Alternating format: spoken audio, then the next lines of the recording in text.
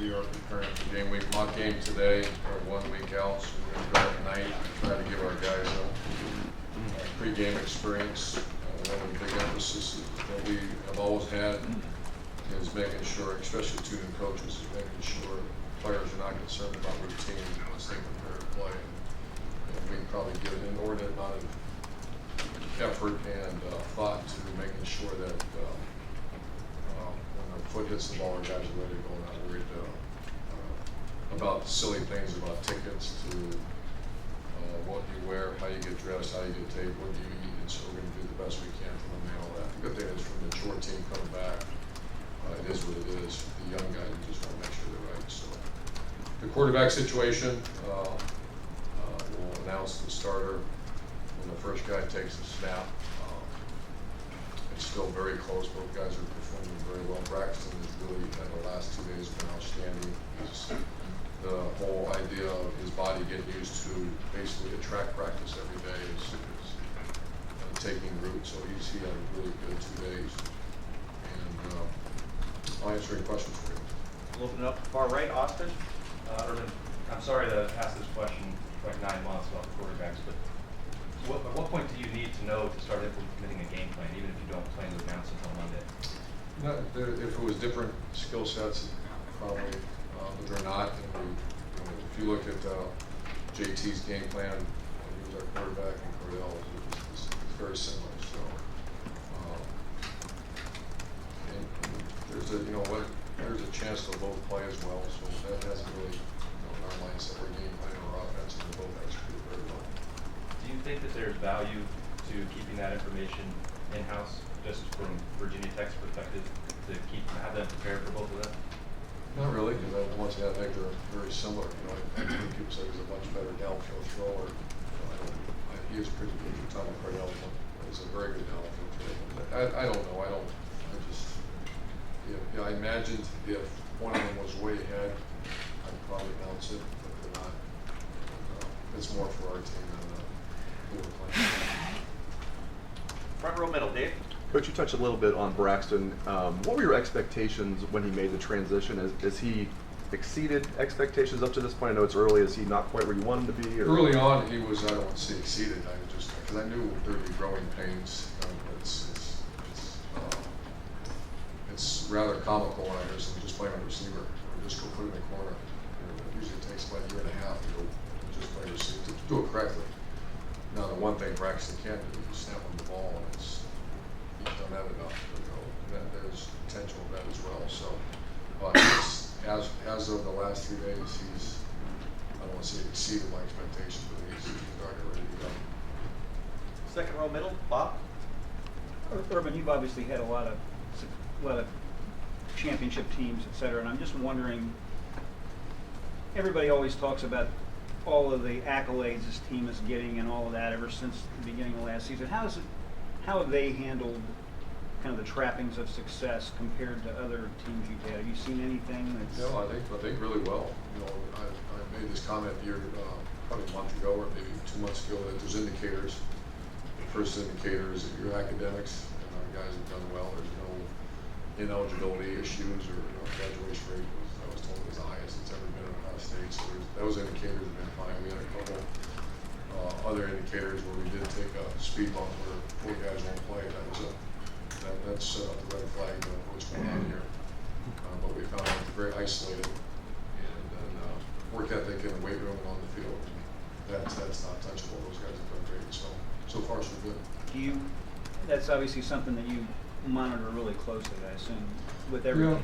Yeah, probably more so because I experienced it and witnessed it, and it's real. I mean, how many Super Bowl teams have a great year after they win the Super Bowl? How many national champions have a great year after the national championship period? It's tough because there's so many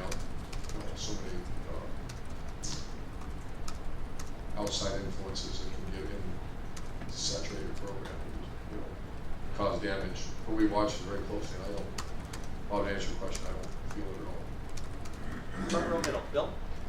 Urban, in your mind, when do you think you'll decide who the quarterback will be, even if you don't share that with everyone? We start practice game week tomorrow. They're off, and all I know is Monday. It's not really Monday, but it's whatever day of the week it is. And in the coach's mind, it's Monday, and I don't know, I have a good idea.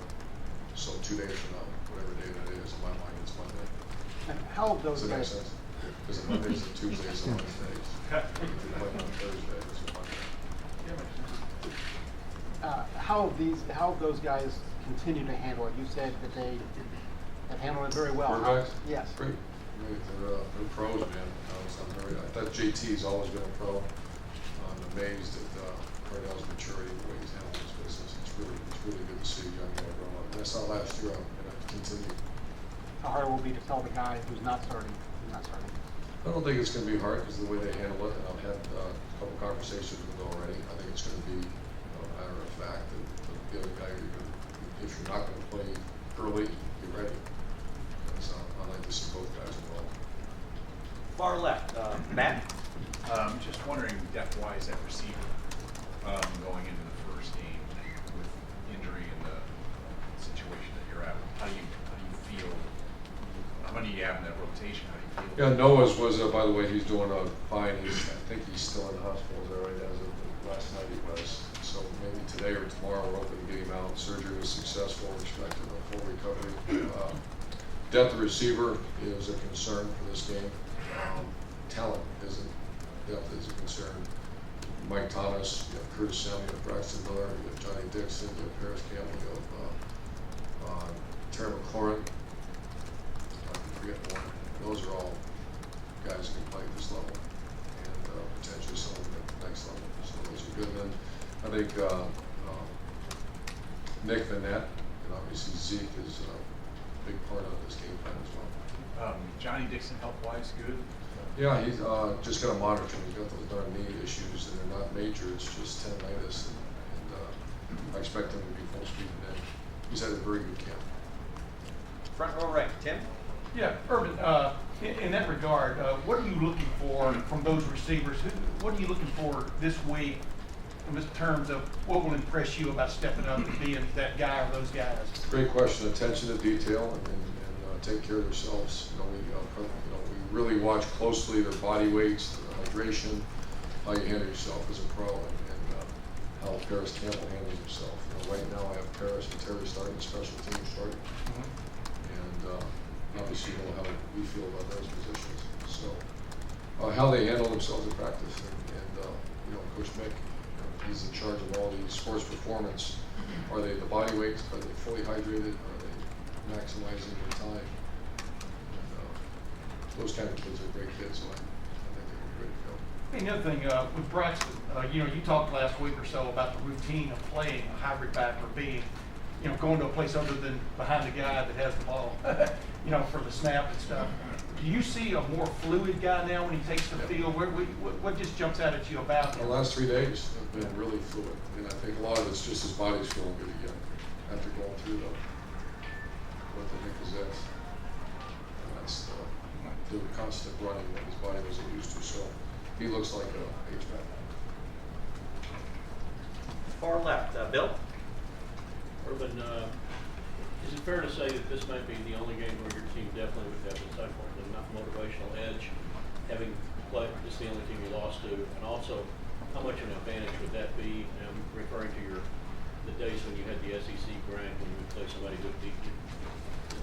Well, I think, Bill, there's some truth to that there's a little nudge on everybody, around here because they beat us, and really the way they beat us. Offensively, right now, there's a lot of distaste for the way that thing happened. And that's not taken away from their personnel, because I think they got excellent personnel, especially on defense. But the way that happened, it was not, a lot of it was lack of preparation. Good players that were doing a scheme that our guys were not prepared for. So there's a big edge around there. And in the SEC days, you had a meat grinder every week. Was it a big edge to have a team that you had beaten the year before, especially coming into your place, maybe? I can't remember. Yeah. Those brain cells shoot up and spit out all the time. It's a meat grinder. Don't fool yourself, though. It's a meat grinder every week. Second row left, Lori. Coach, when you do go into a game and use two quarterbacks. How much of that do you hope to be scripted, and how much of that is done by feel on game day? I don't know yet. We did it in 2006 is the only time we've really done it, and it was both. We had scripted plays, but there were two different skill sets. So we'd say we get to this part of the field, we need this kind of momentum push. And Tim Tebow had the kind of personality that everything just got picked up, and you're kind of stagnant. He had the personality. I don't see that this way at all. So to answer your question, I don't know yet. We still got some time to decide. I think it's going to be a lot of it's going to be in game. How's it going, and do we need a change? You talk about Tim Tebow's leadership. JT was voted captain by his peers. What does that say about the quarterback competition, if anything? The actual quarterback, it's a factor, but it's not the factor. The guy that's going to give us the best chance to move down the field is going to be the guy taking the snap. I'm not surprised. You know, Josh Perry, I think, got the most votes. I think Taylor Decker got the second, and JT got the third. Braxton got the fourth, and it was either Tyvus or who's the other one I missed? Jacoby.